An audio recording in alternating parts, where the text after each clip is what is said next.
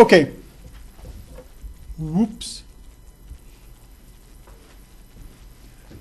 The 5 powers and where to get the power. There are 5 powers. There are 5 laws and 5 powers.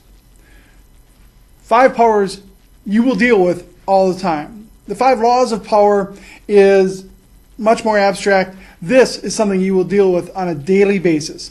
So these are the 5 powers and how you get them, okay? Take some notes. 5 powers. First one is pretty common.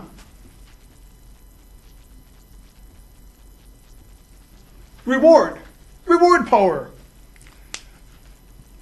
Who has reward power? Anybody with authority over you. Reward power can be nothing more than, hey, Jason, good job on that paper, right? That's a reward. That's recognition. It could be your manager saying, I'm going to give you a raise. Money.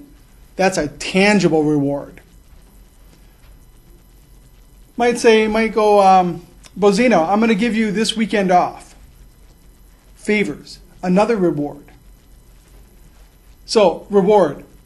Very concrete, very common power.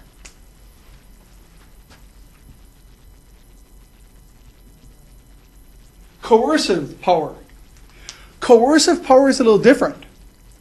Now, reward power gives you something for doing something, right? So, I'm going to give a good grade. Like I might say, everybody in the class gets a whatever grade. I'm not going to say it because then you're going to all expect it. But that's a reward. Coercive power is the opposite. It's a threat. If you don't turn your paper in on time, I'm going to penalize you. I'm coercing you to turn your paper in on time. Your boss may say, if you don't work next weekend, you're going to work every weekend for the next 6 months. Coercive. You will encounter that too. It's a negative power. It can be powerful. But is it good? Will that provide or will that encourage long-term work? Probably not. How about reward power? Will that encourage you to work harder? Probably. I hope. What's the third power?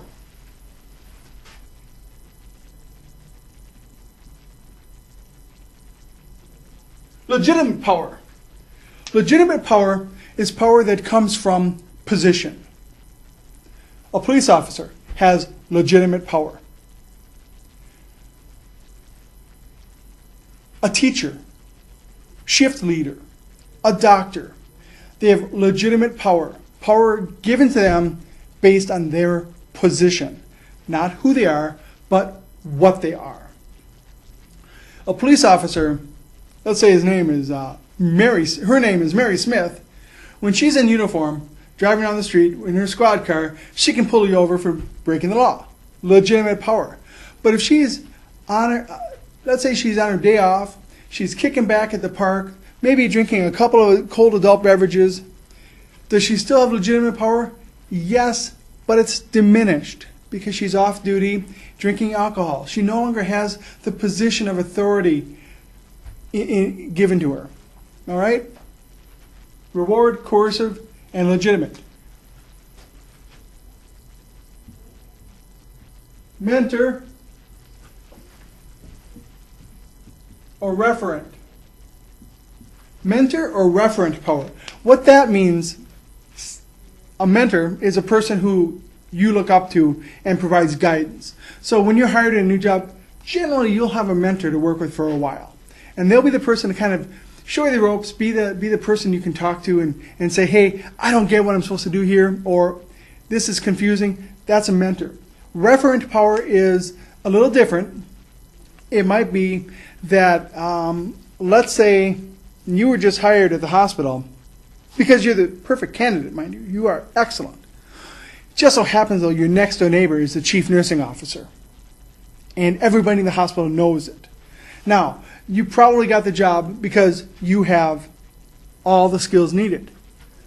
But you have referent power. You get power referred to you because of your position living near the chief nursing officer. This is vague power. A mentor doesn't have a lot of power over you other than suggestions and guidance.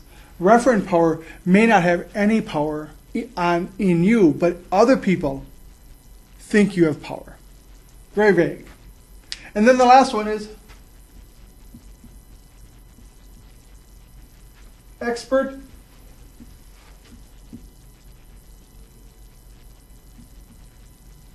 or informational. Expert or informational power. Who has expert or informational power? Anybody who knows something. Anybody who knows something a little bit more than somebody else. Every one of you has expert and informational power, and you will immediately upon graduation when you get hired. You will be considered the expert and have more information than most of the people on staff. Why? Because we just talked about that. And by the way, we talked about this in the chat yesterday.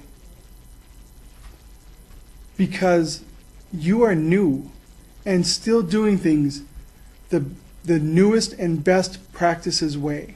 Your skills are fresh. You still remember what your skills lab and your instructors have taught you. You remember reading the new research articles. So when you go out there are going to be nurses that come up to you and say, hey, this is how I've always done it, but how am I supposed to do it? You will have expert and informational power. You'll also have expert and informational power when you deal with patients. Because very likely, you will know more than they do. So they will look to you as the expert. What should we do? You'll tell them. That's where you start teaching your people, your patients, your neighbors, your family, whatever. Your family will give you expert power. Oh, I guarantee it. If they haven't already started asking you questions, they will. What should I do? Jimmy's ear hurts. What should I do? Or my back hurts. What do you think I should do? Or I've got this funny cough and blood comes up every time I cough. What should I do? That last one, go see your doctor, right? But they will give you expert power. Even as a new grad, you will have expert power over people. 5 powers. Reward power. Coercive, legitimate. Mentor, referent, expert, informational. If you say you don't, if there were a question somewhere, you don't have to give me one of these. You either mentor or referent, or expert or informational. I'm just saying if you saw that. Is it possible for one person to have all 5 of these? Think about it. Can one person have all 5 types of power? Sure. I do. I have the power to reward you with grades. I have the power to coerce you by penalizing you. As an instructor, I have legitimate power.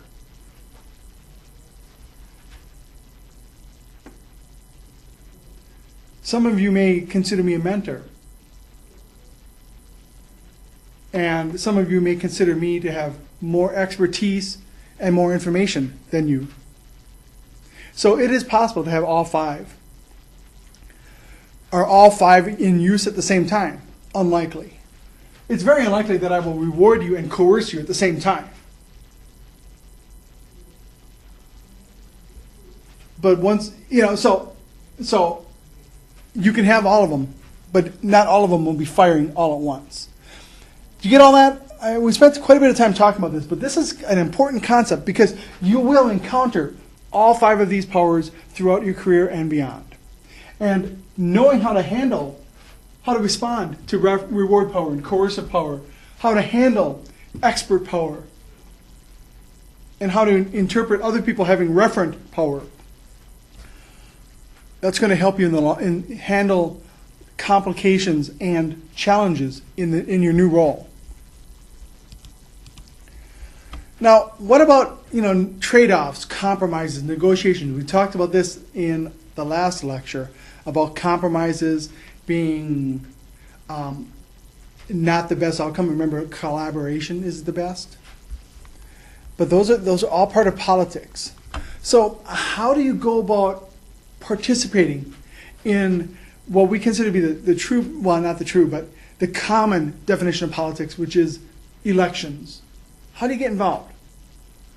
What do you do? What can each one of you do specifically and individually? Well, first off, get involved. Find out who the candidates are. Get to know them. Get to know their opinions. What is their stand on important issues? Maybe pick out one or two key issues that really are important to you. One of them may be, let's say one of them is, the person is pro medicinal marijuana and pro assisted suicide. Those might be the your key important topics. They might be exactly opposite what you think, but they might be so that's an important thing to know. You'll never find a single candidate anywhere that meets all of your guidelines.